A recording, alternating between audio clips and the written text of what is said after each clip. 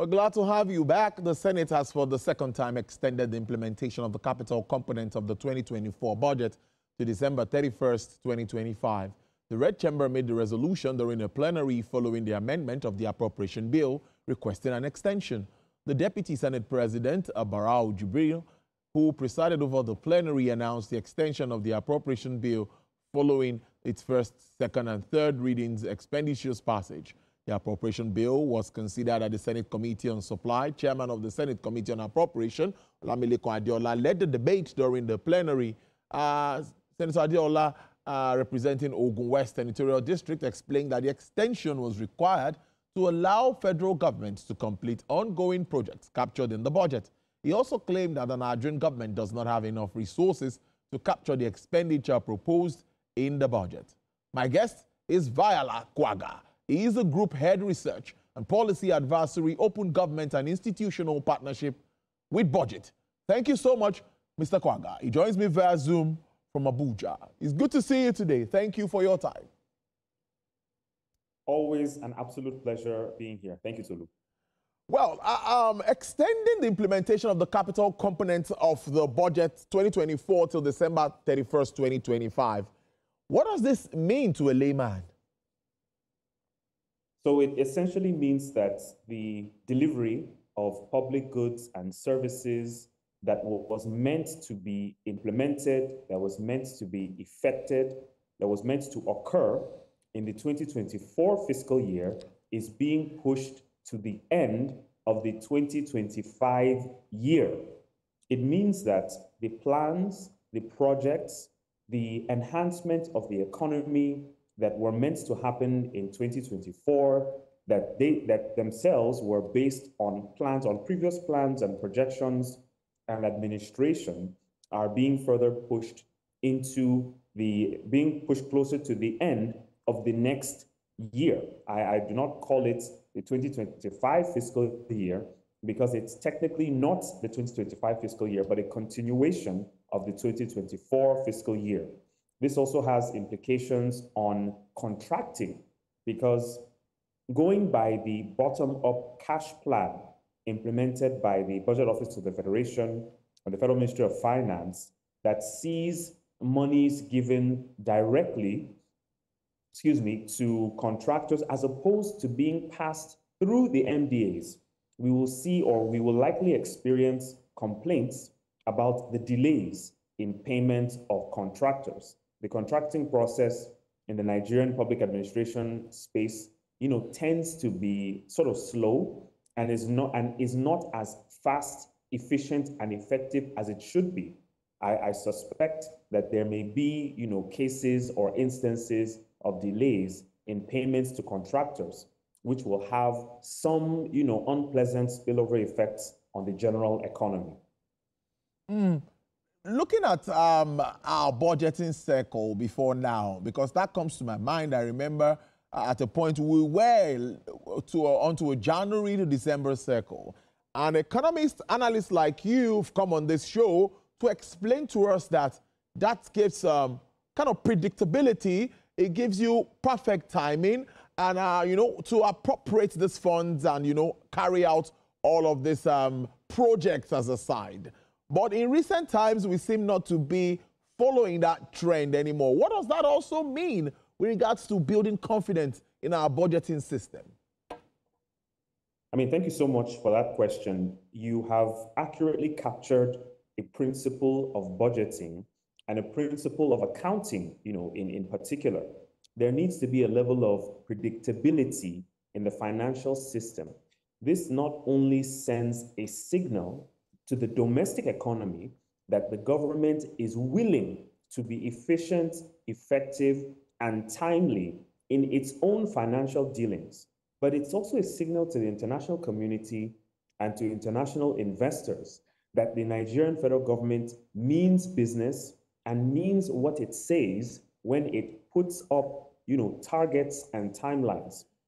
The sad thing about this situation is that there is very little in the way of information regarding how well the government is spending its money. Yes, we do have comments by the Minister of Finance and the Minister of Budget and National Planning and the Director General of the Budget Office on revenue targets being met.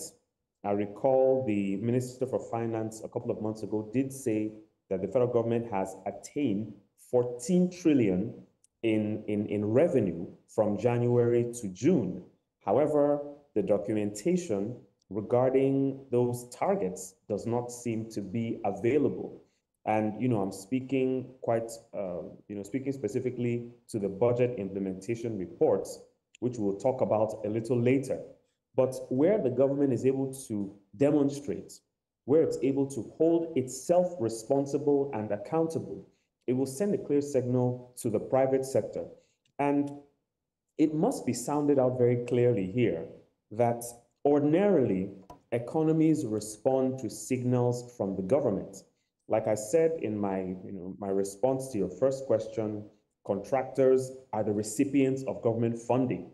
So contractors are who tend to drive the economy because of the work that they implement, the purchases that they carry out, the projects that they implement, and they put together for the government. So where this entire process of stimulating the economy continues to be delayed, continues to be pushed further back, your guess is as good as mine on the impact it will have on financial reporting, on the impact it will have for our understanding and measurement of productivity. I foresee a slight decline in gross domestic product figures for Q3 and for Q4 of 2025, simply because of this, persistent delays. And I'd also like to point out that the budget cycle is meant to be a predictable cycle. The United States government operates, I think, a May to June, budget cycle that, of course, is not a January to December, but it is done by almost everyone in the economy. Everyone follows that timeline because the US government has demonstrated that it is committed to keeping a convention. I don't think it's even statutorily, required, but by convention, it has been adopted and it is being done. We have come from a situation during the Jonathan administration where budgets were, sort of sporadic. And we got into the Buhari administration for 2 terms, where by and large, he was able in the final 3 years of his second term to keep to that January to December budget cycle. And this has implications also for the development of the medium-term expenditure framework, the medium-term sector strategies, and national planning. National planning is meant to speak to medium-term planning. Medium-term planning is meant to speak to annual budgeting. So where annual budgeting is being pushed further back, is being done in somewhat of an arbitrary fashion, your guess again is as good as mine regarding the public policy targets that this government intends to achieve. I think I'll round up by saying maybe what is even more concerning is that there is very little in terms of official engagement, even with civil society, even with the media, by the ministers of finance and the Minister for Budget and Economic Planning regarding how well they have been able to raise revenue and how they've been able to expend, on government projects. But I think I'll stop here. I'll end by saying the principle of predictability should be, enshrined in our budgeting cycle. Funding is also a challenge because if you read in that statement, they're saying Nigerian government does not have enough resources to capture expenditure proposed in the budget. Because also in economics, you would agree with me that budget is like a proposal. You might not achieve it 100%. So it could get to a point you could achieve 85, 90% of the budget that's talking about implementation. But what if truly a situation where funding is a challenge? Do you think pushing some projects ahead, is that wrong? Or is that something that could now give room for ways to maybe generate more funds and to actualize those projects? Because we know that the present administration has embarked on some very bold projects, infrastructure projects. You will agree with me. I mean, I'll be fair to this administration and say that one thing that they have tried to do as well as possible is to transform Nigeria's financial architecture. Now, whether that be through the controversial but at times needed act of borrowing, or to the transformation of the taxation environment. This government has taken bold steps. The removal of subsidy, for instance, was a cue that this government was, or rather this administration, was interested in putting more money in the hands of governors. That is even a separate conversation that needs to be had. How well they have managed the increase in resources running into trillions of naira that they have been given as a result of the removal of subsidy. So going to your point around, whether you want to prioritize the acquisition of funds or the implementation of public policy, this is where leadership comes in. This is where the courage to take the right decision for Nigerians must come into play. The president said that he did not want any apologies for taking up this job. And this is why a lot of pressure needs to continue on the government, the executive, and the legislature to not only formulate policies that are context sensitive, whether that be for social protection, the ambitious social protection interventions that are going on, or the ambitious works projects, or those of education and health. There must be policy formulation that aligns with existing realities. And the MDAs must consistently feed the president or feed the presidency with up-to-date information on how well public policy is being implemented. This goes a long way to the tweaks and to the slight changes of course that must be undertaken in a fiscal year. If you start off a fiscal year thinking you have X amount of money, and 4-5 months down the line, you realize you have a Y amount of money, you should have seen that coming, because the projections you have made, the cash plan that you have drawn up should have influenced you. You should have done scenario analysis to tell yourself, this is what we do if nothing changes. This is what we do in a worst case scenario. This is what we do in a best case scenario. The government has enough brain power, intelligence, resources, to be able to think through the worst case scenario. So I would put it back to the government to say, whether you are raising funds through, debt financing, or you are reprioritizing your spending, taking money from, other ministries that have minimal priority compared to health, education, and infrastructure, that decision must be made by you at some point. And the lives of hundreds of millions of Nigerians hang in the balance. This shows, all the more urgency that, interestingly, has not left the Nigerian scene. If you read history well enough, you will see that from independence, there has consistently been an urgency from Nigerians to the government, to enhance the economy, to increase productivity, and to ensure flourishing on all levels. So, I'll round up by saying that, yes, revenue is a challenge, but there are avenues and methods for the government to correct this. The capital expenditure for which a lot of the borrowing is being done must be done or must be acquired in such a way that it can pay for itself. One rule of borrowing, at the federal level is cost-benefit analysis. So if the president or the presidency wants to embark on a financing project, in the light of poor revenue, they must demonstrate to Nigerians publicly through public documentation and engagement that this is the benefit for this loan. This is how we intend to pay back. This is how this entire process will be administered and will be managed. So again, I would turn the question right back to the government and ask them, you have all what you need in terms of planning, in terms of administration. We expect to see you do a whole lot better.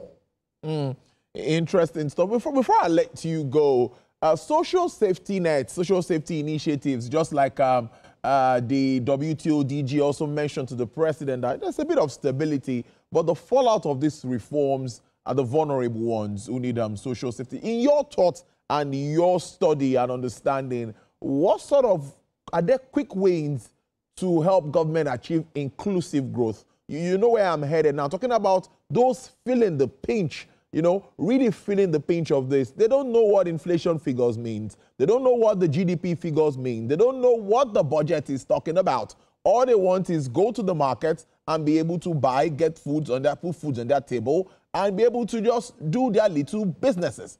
What sort of social safety initiative do you think should be instituted in our budgeting system now? Not just piecemeal, budgetary system that you think can really impact the masses positively?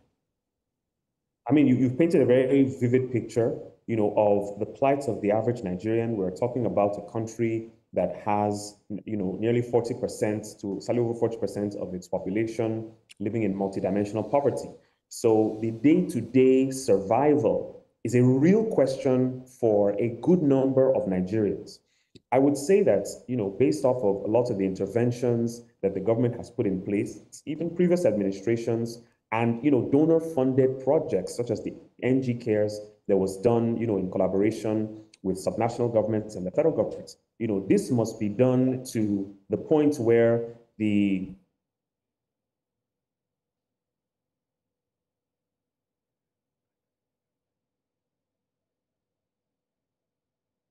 All right, there are apologies there. I know we'll get Mr. Kwaga back to wrap up his thoughts on that question. All right, go ahead. I was in the middle of, yes, where these projects are done alongside existing interventions, what we want to see is not the announcements. What we want to see is implementation and monitoring and evaluation. Far too often, we have interventions looking towards social protection from trader money to, the NG Cares, that, and even to the Nigerian social protection, policy. And again, to the credits of the president, they are looking towards amending the National Social Register, to make it the primary document of reference. But there needs to be sustainable, committed funds that are measured, that are evaluated. It's one thing to give someone 50,000 naira for 2 months. It's another thing to measure the impact. So the government will ask itself, has this actually achieved this, the purpose for which these persons have been targeted? Do we need to ramp it up? Do we need to transform the way we give out resources? Does it need to be dimensioned differently? So we need to move beyond the policy announcements and pronouncements and move to implementation and proper M&E. The current, or the erstwhile Minister for Humanitarian Affairs and Social Protection is now, the chairman of the ruling party. Who is his replacement? What is the work being done in the interim to ensure that this vivid picture that you painted of the average Nigerian does not become a nightmare in the lives of, hundreds of millions of Nigerians? So as a civil society person who is, even working on evaluating the NG Cares program, what we would like to see is better management, better monitoring and evaluation, and, tied ways of funding this thing in a sustainable way that can at some point free Nigerians from poverty. Because the question is fundamentally one about poverty. It's a question fundamentally about the value of the naira, which has lost nearly 80% of its value between 2023 and 2025 as a result of inflation and currency depreciation. So the government needs to work holistically, fiscal and monetary policies to ensure that the value of the naira appreciates and poverty is, a thing of the past. Indeed, it's a good way to leave it. Interesting conversation with you, as always. And let me thank you so much for your time on the show. Mr. Vahyala Kwaga is Group Head Research and Policy Advisory, Open Government and Institutional Partnership with Budget. Thank you so very much. Have a great weekend. We'll speak behind the camera. Thank you so much, Tolu. I look forward to doing this in your studio in Lagos one of these days. Yeah, you've been talking about that, and we need to work that out very quickly. Thank you. All right, that interesting conversation.